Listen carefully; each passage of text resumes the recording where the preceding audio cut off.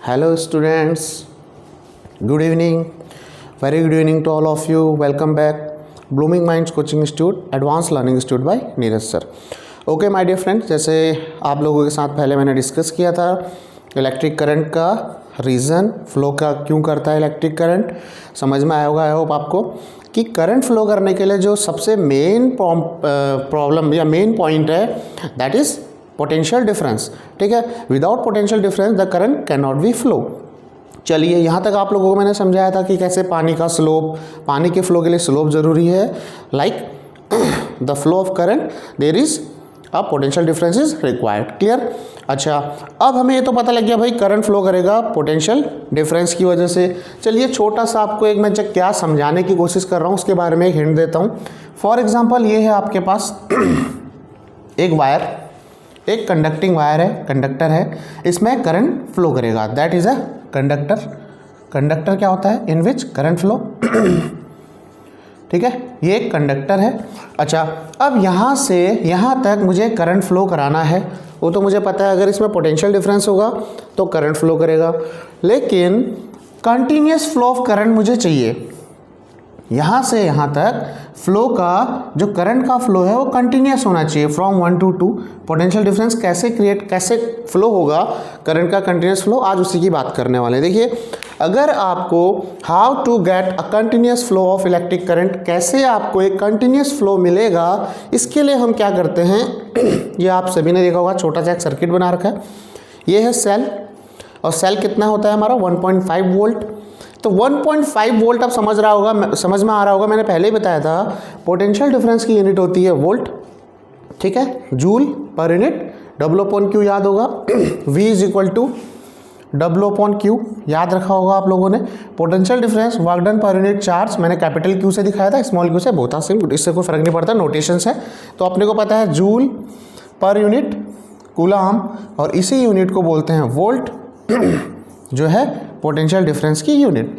Clear. तो 1.5 volt, इसका मतलब क्या है कि ये जो सेल है ये इस कंडक्टिंग वायर में एक पोटेंशियल डिफरेंस क्रिएट करेगा. कितने का? 1.5 वोल्ट का.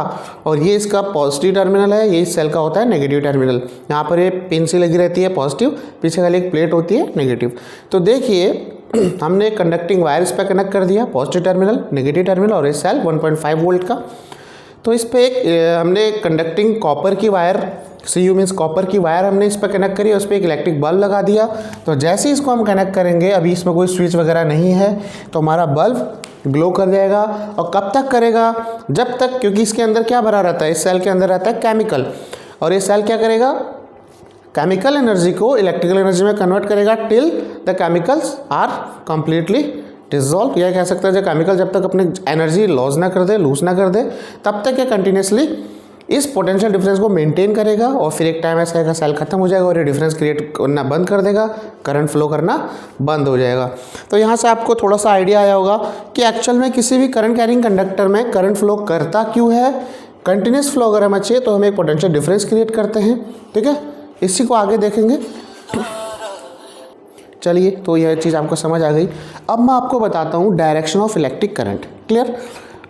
तो इसके बारे में थोड़ा सा बात करते हैं कि आखिर जो करंट होता है इसका डायरेक्शन कैसे होता है. तो देखिए, when electricity was invented before a long time back, it is known that there are 2 types of charge, positive charge और नेगेटिव चार्ज. क्लियर. तो तब तक यही माना जाता था कि भाई 2 टाइप के चार्ज होते हैं, पॉजिटिव और negative. And that time electron had not be discovered. Electron उस समय डिस्कवर नहीं किया गया था, तो सिर्फ हमें पास ये पता था, और हम लोगों को ये पता था एज ए कन्वेंशन, हमने कन्वेंशन ऐसा एज्यूम किया था कि करंट के फ्लो के लिए रिस्पॉन्सिबल है पॉजिटिव आयंस या पॉजिटिव चार्ज. पॉजिटिव चार्ज की वजह से इलेक्ट्रॉन फ्लो करता है, करंट फ्लो करता है. तो इसीलिए हम लोग तब एज्यूम करते थे, ऐसा माना जाता था कि भाई करंट फ्लो करता है ड्यू टू पॉजिटिव चार्ज, इसीलिए करंट का डायरेक्शन किसी भी टर्मिनल में, अभी जो मैंने सेल बनाया था इसी की बात कर देते हैं. तो सेल का अगर ये पॉजिटिव टर्मिनल है, नेगेटिव टर्मिनल है, तो करंट एज्यूम किया गया भैया हमेशा पॉजिटिव से नेगेटिव फ्लो करेगा. ठीक है, इसीलिए जो हम एज्यूम करते हैं, जो कन्वेंशन हम लेते हैं कि current will be always flow from positive to negative, इसीलिए इस करंट को बोलते हैं कन्वेंशनल करंट. ठीक है, बात समझ में आ गई कि कन्वेंशनल करंट है क्या। तब तक इलेक्ट्रॉन की डिस्कवरी थी नहीं। ऐसा माना जाता था कि भैया करंट फ्लो करता है due to the positive charge, और पॉजिटिव चार्ज तो पॉजिटिव से नेगेटिव ही जाएगा ना। तो इसीलिए ये एक एजम्पशन था, एक कन्वेंशन था। उस टाइम पर इलेक्ट्रॉन की डिस्कवरी थी नहीं, तो भाई इसको हमने नाम दे दिया कन्वेंशनल करंट, ऐसा एजम्पशन था। लेकिन बाद में पता चला कि भाई पॉजिटिव चार्ज तो मूव ही नहीं करते हैं, पॉजिटिव चार्ज का कोई मूवमेंट नहीं होता है। करंट के फ्लो के लिए जब इलेक्ट्रॉन की डिस्कवरी हो गई तब पता चला कि भाई एक्चुअल में जो मूवमेंट होता है वो इलेक्ट्रॉन का होता है। और हमें पता है कि इलेक्ट्रॉन पर नेगेटिव चार्ज होता है, electron is negative charge particle. तो इलेक्ट्रॉन नेगेटिव है तो ऑब्वियस सी बात है कि भाई ये नेगेटिव है तो इसे अट्रैक्ट कौन करेगा, पॉजिटिव। तो इसका मतलब है इलेक्ट्रॉन का जो मूवमेंट है वो ऐसा होगा, ये इलेक्ट्रॉन का मूवमेंट होगा, ये वाला, ये मैं इसमें इलेक्ट्रॉन बना देता हूँ। तो ये है आपका movement of electron from negative terminal to positive terminal, और ये हमारा पहले का कन्वेंशन था। ये कन्वेंशनल करंट है। अच्छा, तो ये है इलेक्ट्रॉन का मूवमेंट। तो ये पता चला कि करंट के फ्लो के लिए रिस्पॉन्सिबल है इलेक्ट्रॉन, मूवमेंट ऑफ इलेक्ट्रॉन, इसीलिए इसको बोला जाता है इलेक्ट्रॉनिक करंट। ठीक है, इलेक्ट्रॉनिक करंट। तो अब आपको दोनों चीज़ें समझ आ गई होंगी। सिर्फ समझना है इस कंसेप्ट को कि कन्वेंशनल करंट क्या होता है और इलेक्ट्रॉनिक करंट क्या होता है। कन्वेंशनल करंट मतलब तब तक अपने को पता नहीं था कि करंट के लिए एक्चुअल में करंट के फ्लो के लिए रिस्पॉन्सिबल है क्या, प्रोटॉन या इलेक्ट्रॉन। तो तब तक सिर्फ दो ही चार्ज पता थे और हमें ऐसे एज्यूम किया था कि भैया करंट फ्लो करता है due to the positive charge, from positive to negative. और पॉजिटिव चार्ज है ऑब्वियस सी बात है उसे नेगेटिव अट्रैक्ट करेगा। तो ये हो गया हमारा conventional from positive to negative. ठीक है, ये हो जाएगा फ्रॉम पॉजिटिव टू नेगेटिव। ठीक है, और electronic current due to the flow of electron, इसीलिए इसका नाम इलेक्ट्रॉनिक करंट है। तो करंट के फ्लो के लिए एक्चुअल में रिस्पॉन्सिबल है इलेक्ट्रॉन्स, ये चीज़ याद रखिएगा। ये इलेक्ट्रॉनिक करंट और ये इलेक्ट्रॉन की वजह से होता है ड्यू टू इलेक्ट्रॉन, और कहाँ से इलेक्ट्रॉन है तो नेगेटिव, नेगेटिव टू पॉजिटिव। ठीक, तो दोनों चीज़ें क्लियर हो गई कि कन्वेंशनल करंट क्या होता है और इलेक्ट्रॉनिक करंट क्या होता है। और सेल हमारा as I mention you before 1.5 volt. Clear हो गया दोनों चीज़ें, कन्वेंशनल करंट और इलेक्ट्रॉनिक करंट। कन्वेंशनल करंट जो हमारा एजम्पशन था, हमने एज्यूम किया था कि भाई करंट पॉजिटिव चार्ज की वजह से फ्लो करता है तो पॉजिटिव टू नेगेटिव कन्वेंशनल, और electronic current due to the flow of electron, और इलेक्ट्रॉन हमेशा नेगेटिव टू पॉजिटिव जाता है। तो हमारा इलेक्ट्रॉन की वजह से ही करंट फ्लो करता है। अब थोड़ा सा इसमें आगे बढ़ते हैं, आगे देखते हैं कि इलेक्ट्रॉन की वजह से कैसे करते। ओके, चलिए आगे देखते हैं। तो how the current flows in a wire, किसी भी वायर में करंट फ्लो कैसे करता है। अब जरा इसकी बात करते हैं। ठीक है, एक एक करके स्टेप बाय स्टेप पढ़ेंगे। तो देखिए, as we know that current is flow in a current is flow due to the free electron, and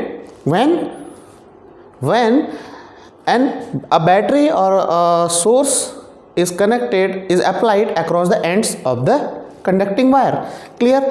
तो समझ लीजिए जैसे कि एक वायर है, ये एक वायर है, इसको मैंने हाईली मैग्नीफाइड किया हुआ है। वायर है, कंडक्टिंग वायर, कंडक्टिंग वायर जो हाईली मैग्नीफाइड है, ताकि अपने को हाईली मैग्नीफाइड। ठीक, तो हमने एक वायर को हाईली मैग्नीफाइड किया तो हमें देखिए उसमें electron. As we know that in a conducting wire there are plenty of free electron, बहुत सारे फ्री इलेक्ट्रॉन होते हैं। तो जैसे इसमें दिख रहे हैं, अभी मान लीजिए मैंने फ्री एक कंडक्टिंग वायर ऐसे ही रख दिया फ्री स्टेट में और मैग्नीफाई करके देखा, तो इसके जो फ्री इलेक्ट्रॉन होंगे ना, हर एक की डायरेक्शन आप देख रहे होगे रैंडम डायरेक्शन है। There is no specific direction, random direction, all electrons are moving randomly here and there, random direction है, किसी की कोई पर्टिकुलर स्पेसिफिक डायरेक्शन नहीं है, सब इधर उधर मूव कर रहे हैं।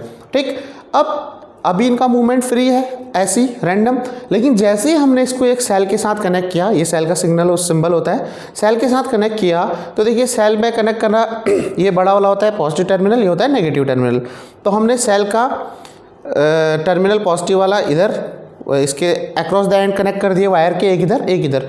जैसे ही सोर्स कनेक्ट हुआ, सेल कनेक्ट हुआ इस पर, तो क्या होगा देखिए, electron as we know electron has negative charge, तो इलेक्ट्रॉन पे है नेगेटिव चार्ज, तो सारे के सारे इलेक्ट्रॉन पर एक फोर्स काम करेगा due to the attraction of positive.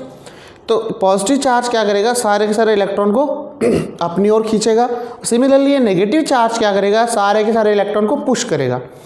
चीज़ समझना, इलेक्ट्रॉन पर है नेगेटिव चार्ज और अभी तक फ्रीली रैंडमली मूव कर रहे थे। जैसे हमने बैटरी पे कनेक्ट किया, पॉजिटिव चार्ज सबको अपनी ओर खींचेगा और नेगेटिव चार्ज यहाँ से पुश करेगा, ये पुल करेगा। तो अल्टीमेटली इलेक्ट्रॉन पर एक फोर्स काम करने लग जाएगा, जिसकी वजह से इधर से पुशिंग, इधर से पुलिंग, और ये सारे सारे इलेक्ट्रॉन मूव करने लग जाएंगे in a specific direction of electron.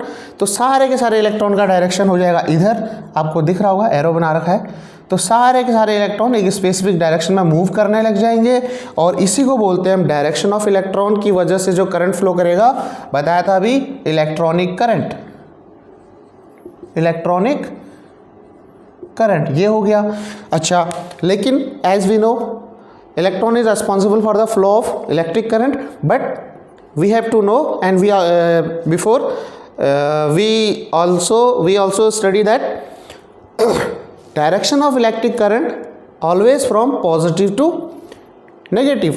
तो यहाँ से हम क्या कह सकते हैं, the direction of electric current is always opposite to the direction of electron। Direction of electron, clear, ये बात समझ में आ रही। हमेशा जो डायरेक्शन ऑफ इलेक्ट्रिक करंट होगा opposite to the direction of movement of electron, clear. तो ये कन्वेंशनल करंट है, जो हमने कन्वेंशन किया था, अज्यूम किया था कि करंट हमेशा पॉजिटिव से नेगेटिव चलता है, जो थ्योरी बाद में गलत हो गई थी, क्योंकि हमें पता चला भाई मूव तो इलेक्ट्रॉन करते हैं, पॉजिटिव चार्ज नहीं। तो इलेक्ट्रॉन के मूवमेंट की वजह से इलेक्ट्रॉनिक करंट और conventional current always positive to negative, clear. Electron के मूवमेंट के अपोजिट। तो शायद ये आपको क्लियर हो गई होगी चीज़ें। बहुत बेसिक सा कंसेप्ट था कि कैसे किसी वायर में करंट फ्लो करता है। नॉर्मली इलेक्ट्रॉन रैंडम मोशन करते हैं, जैसे हमने बैटरी सोर्स से कनेक्ट किया, पुशिंग पुलिंग इफेक्ट लगा, इलेक्ट्रॉन नेगेटिव चार्ज पॉजिटिव खींचेगा, ये रिपेल करेगा और ये मूव करने लग जाएंगे, ठीक है। जब तक हमारा सोर्स कनेक्टेड रहेगा, सारे इलेक्ट्रॉन का मूवमेंट ये, जिसकी वजह से हमारा हो गया इलेक्ट्रॉनिक करंट और उसके अपोजिट कन्वेंशनल करंट, क्लियर। तो यहाँ तक की चीज़ें बहुत अच्छे से समझ आ गई होंगी। चलिए आगे नेक्स्ट देखते हैं इलेक्ट्रिक सर्किट। देखिए इलेक्ट्रिक सर्किट होता क्या है, नाम में पता चल जा रहा है कि इलेक्ट्रिक सर्किट मतलब सर्किट क्लोज। तो इलेक्ट्रिक सर्किट में अगर आपके पास एक सेल है, सेल के पॉजिटिव टर्मिनल से वायर जाता हुआ, कंडक्टिंग वायर स्विच से होते हुए, बल्ब भी है, बल्ब ग्लो कर रहा है, ऑफ स्विच ऑन है ऑफ है वो डिपेंड करता है, बल्ब है और एक वो वायर आपका फिर चला गया सेल में ही पॉजिटिव टर्मिनल, मतलब एक कंडक्टिंग वायर किसी सेल के पॉजिटिव नेगेटिव टर्मिनल से कनेक्टेड है और उसका एक वायर उसी पूरे सर्किट में सीधे सीधे भी बोल सकते हैं। वो कंपोनेंट क्या क्या होने चाहिए, कंडक्टिंग वायर होना चाहिए जो सेल के पॉजिटिव नेगेटिव टर्मिनल से कनेक्टेड हो, एक स्विच होना चाहिए, बल्ब होना चाहिए। तो इसी को पूरे इस कॉम्बिनेशन को ही हम बोल देते हैं इलेक्ट्रिक सर्किट, क्लियर है। तो इलेक्ट्रिक सर्किट कुछ नहीं है, ये सारी चीज़ों का कॉम्बिनेशन। तो इसमें ज़्यादा कुछ है नहीं, आगे बढ़ते हैं। सिंबल फॉर इलेक्ट्रिकल कंपोनेंट्स, तो कौन कौन से सिंबल हम यूज करते हैं। देखिए ये सिंबल होता है सेल का, ये बड़ा वाला मैंने पहले भी बताया था पॉजिटिव टर्मिनल, छोटा वाला नेगेटिव टर्मिनल, और combination of cell is called battery. बहुत सारे सेल लगा दो वही बैटरी हो जाती है। सिंपल सा एक लाइन बना देंगे तो हो जाएगा कंडक्टिंग वायर।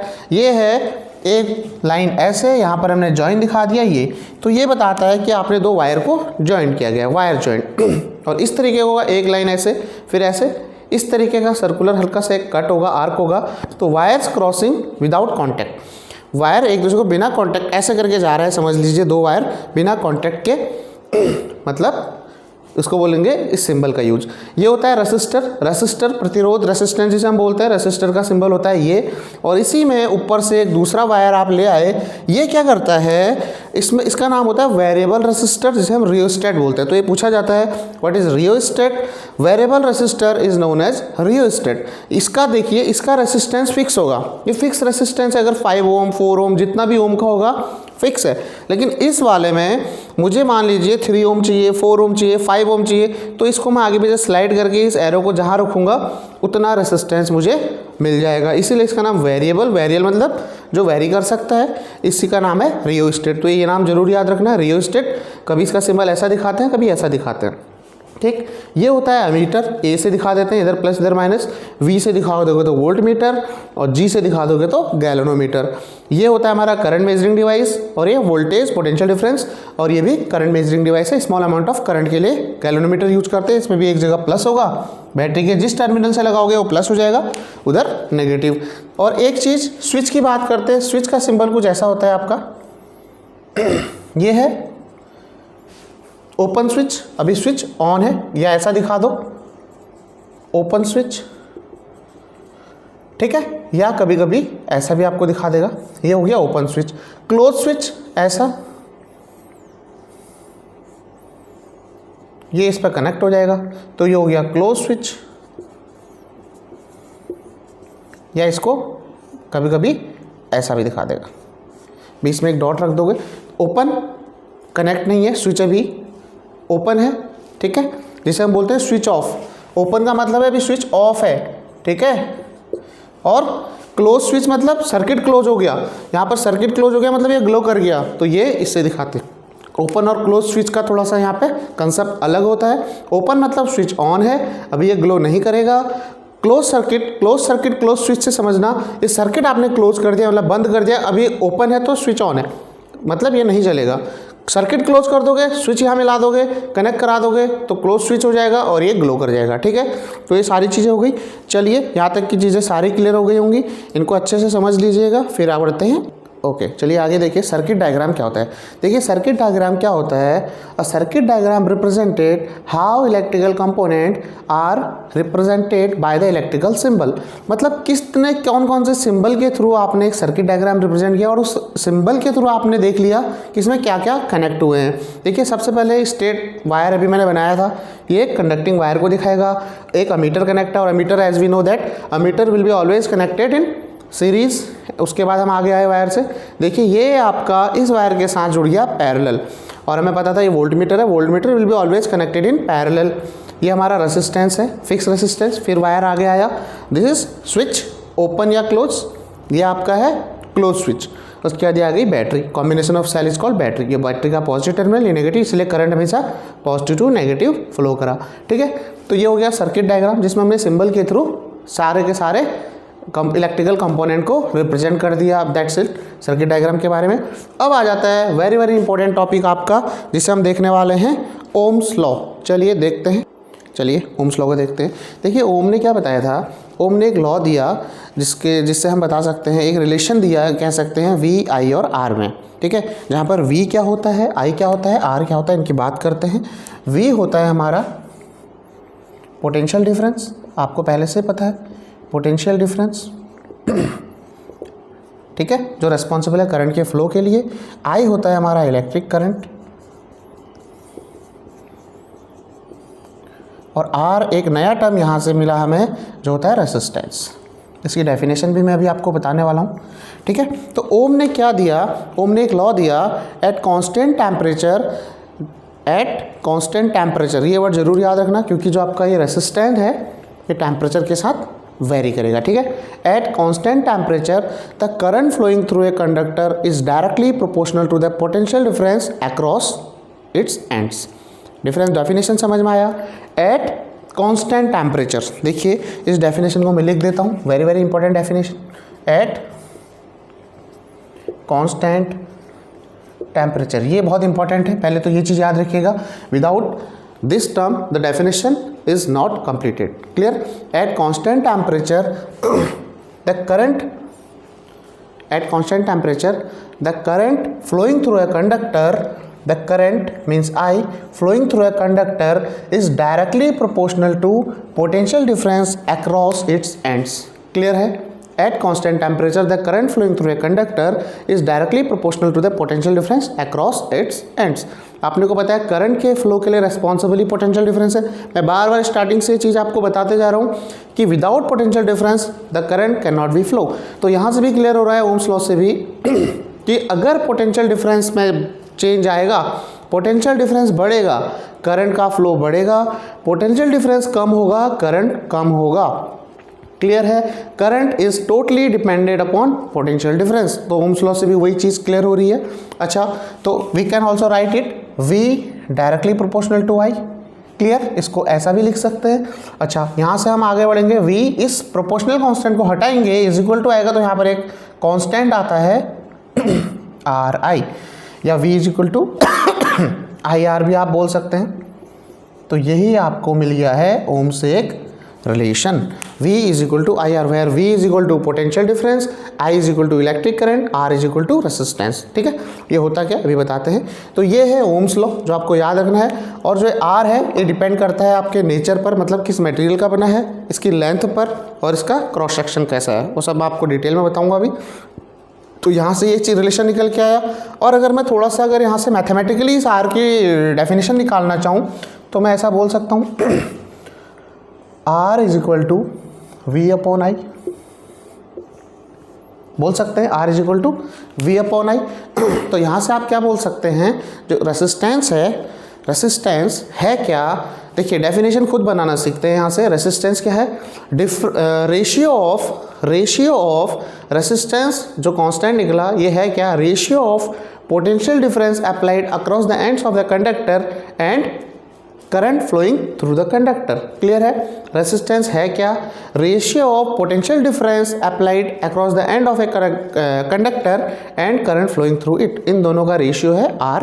ठीक है, तो ये चीज़ समझ में आएगी।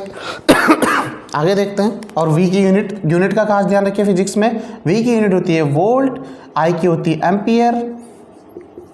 ठीक है, ये वोल्ट पर एम्पियर को ही हम बोल देते हैं ओम।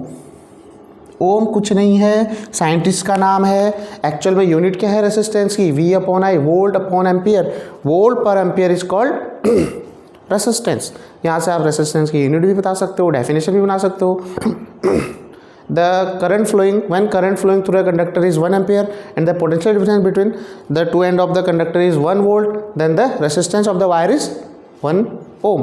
क्लियर, तो डेफिनेशन बनाना फिजिक्स में कोई बहुत बड़ी बात नहीं। अगर आपको मैथमेटिकल एक्सप्रेशन क्लियर है, डेफिनेशन आप बना सकते हैं। अच्छा, यहाँ से मुझे देखना है I के साथ क्या रिलेशन है इसका, तो यहाँ से मैं ऐसा भी लिख सकता हूँ। एक रिलेशन देख के आपको ओम्स लॉ से क्या मिला, पहला ही मिला V is equal to I R. Second यहीं से लिख लेते हैं R is equal to V upon I, ठीक, जो मैंने वहाँ पर भी लिखा। एक रिलेशन इसको 1 बोल देते हैं, इसको 2 बोल देते हैं। थर्ड आप I का भी निकाल सकते हैं, I is equal to V upon R। Clear, तो तीनों के तीनों एक दूसरे में रिलेशन अपने को मिल गए। V is equal to I R, R के रेस्पेक्ट में V अपॉन आई, I के रेस्पेक्ट में V अपॉन R। तो करंट की हम मेनली यहाँ पर देखना चाह रहे थे, तो करंट का रिलेशन देखते हैं। I is equal to V upon R, I is equal to V upon R। इस चीज़ को समझते हैं। इस रिलेशन से हमें पता क्या चलता है एक्चुअल में, आखिर ये इतना हम जो ओम्स लॉ की बात कर रहे हैं, why I called it very very important, because there are some main points which we are going to discuss. Clear, देखिए क्या क्या।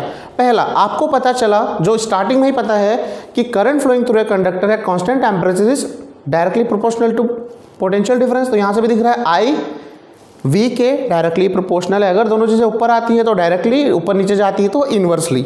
मतलब अगर ऊपर ऊपर है दोनों इज इक्वल टू क्या, आमने सामने है, इसमें जो चेंज आएगा सेम चेंज इसमें भी आएगा। और नीचे चला जाता है, इसका मतलब होता है inversely proportional.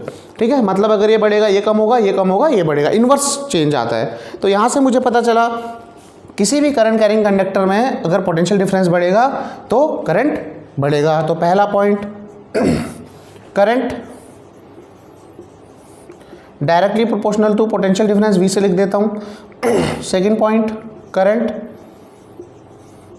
Inversely proportional to resistance.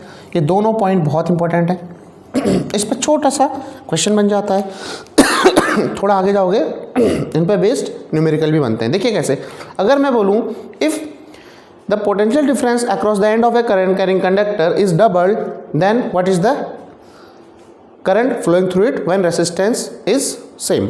ठीक है, मैंने क्या कहा, मैंने पोटेंशियल डिफरेंस को कर दिया डबल, और उसमें करंट कितना फ्लो होगा, मैंने रेसिस्टेंस में कोई चेंज नहीं किया, सेम वायर है, वायर को चेंज नहीं किया, पोटेंशियल डिफरेंस को डबल कर दिया। तो आपको पहले से पता है current is always directly proportional to potential difference. जो चेंज इसमें करोगे, इसे डबल करोगे ये भी डबल होगा, अगर ये कांस्टेंट है। इसे हाफ करोगे ये भी हाफ होगा। सिमिलरली अब मैंने इसमें चेंज नहीं किया, वायर चेंज कर दिया, ऐसा वायर ले आया जिसका रेजिस्टेंस पहले वाले से डबल, तो अगर ये डबल होगा इनवर्स रिलेशन, ये डबल होगा, ये हाफ हो जाएगा, ये हाफ करोगे डबल हो जाएगा, ठीक है। तो ये ओम्स लॉ के बारे में हमने सारी चीज़ें देखी, बहुत इजी डेफिनेशन है, सारे कंसेप्ट यहाँ से क्लियर हो जाएंगे, ठीक है। तो ये हो गया ओम्स लॉ। अब इसके बाद थोड़ा सा मैं आपको रेसिस्टेंस बता देता हूँ, उसके बाद अपना टॉपिक क्लियर हो जाता है। चलिए आगे देखते हैं। देखिए रेसिस्टेंस होता क्या है, डेफिनेशन हमने यहाँ पर भी देख ली थी वैसे, पर फिर भी एक बार और बता देते हैं। रेसिस्टेंस होता है R = V/I, ठीक, और V की यूनिट वोल्ट, एम्पियर, और इसकी यूनिट होती है ओम। एक्चुअल में ये ओमेगा होता है, इसका सिंबल, ओम का सिंबल कुछ ऐसा ओमेगा, इसी को ओम बोल देते हैं due to the respect of scientist Ohm, ठीक। तो वोल्ट पर एम्पियर रेसिस्टेंस। और एक्चुअल में रेसिस्टेंस है क्या, अगर एक वर्ड में हमें बताना चाह रहे हैं कि रेसिस्टेंस, इसके नाम से भी पता चल रहा है रेसिस्टेंस, रेसिस्ट, ये रेसिस्ट करता है किसको, अच्छा हमें नहीं पता, हम यहाँ से आते हैं। देखिए रेसिस्ट करता होगा, अब मुझे पता है R is directly proportional to the potential difference across the end. भाई R जो है इसके तो डायरेक्टली है, इसको तो नहीं रोकता होगा, ये पोटेंशियल डिफरेंस का इससे कोई लेना देना नहीं, उसको ना रोकेगा, हाँ उसमें बढ़ा जरूर देगा, ये बढ़ेगा तो भी बढ़ेगा, घटेगा तो घटेगा, मतलब इसके साथ इसको रोकना वोकना कुछ नहीं है। तो किसको रेसिस्ट कर रहा है, तो भाई रिलेशन बचा इसके साथ, R जो है I के इन्वर्सली है, मतलब करंट बढ़ेगा ये कम होगा, करंट कम होगा ये बढ़ेगा, ठीक है, क्लियर हो रहा है। अगर आप रेसिस्टेंस बढ़ा दोगे किसी वायर का, अगर रेसिस्टेंस बढ़ाओगे करंट कम हो जाएगा, अगर रेसिस्टेंस किसी वायर का कम है उसमें करंट ज़्यादा जाएगा, मीन्स इन्वर्स रिलेशन का मतलब क्लियर हो रहा है।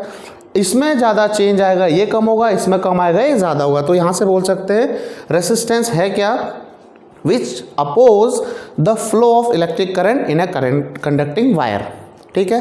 तो रेसिस्टेंस क्या करता है, किसी भी वायर में करंट के फ्लो को अपोज करता है। और ये यहाँ से भी हमने देख लिया, डेफिनेशन याद नहीं करनी, यहाँ से कंसेप्ट क्लियर रखिएगी आप, सारी चीज़ें क्लियर हो जाएंगी। इसकी यूनिट देख ली, वोल्ट पर एम्पियर इज कॉल्ड ओम, ठीक। और R किस किस पर डिपेंड करता है, ये डिपेंड करता है किसी भी वायर की लेंथ पर, उसकी थिकनेस पर, नेचर ऑफ मटेरियल, मतलब किस मटेरियल का आप ले रहे हो, कॉपर ले रहे हो, सिल्वर ले रहे हो, silver is the best conductor, तो उस मटेरियल पर डिपेंड करेगा, और टेम्परेचर पर डिपेंड करेगा, as we study also at constant temperature. तो इसलिए हमने पहले ही बोल दिया था इस पर डिपेंड करता होगा, इसीलिए ले लिया। तो देखिए अगर आप किसी लॉन्ग वायर को लेंगे, अगर आपकी वायर लॉन्ग होगी, लॉन्ग वायर, इसका रेसिस्टेंस होगा हाई, तो ऑब्वियस सी बात होगी, अगर लंबा तार है उसका रेसिस्टेंस ज़्यादा होगा तो शॉर्ट वायर का कम होगा, ठीक। लॉन्ग वायर का ज़्यादा है तो शॉर्ट वायर का हो जाएगा कम, ठीक। सिमिलरली थिकनेस, अगर आप मोटा वायर लोगे थिक वायर का रेसिस्टेंस होता है कम, ठीक है, थिक वायर में करंट इजीली फ्लो कर जाएगा। और ऐसी थिन वायर अगर लोगे, थिन वायर, इसका रेसिस्टेंस होगा ज़्यादा, ठीक है। तो थिन वायर का रेजिस्टेंस ज़्यादा।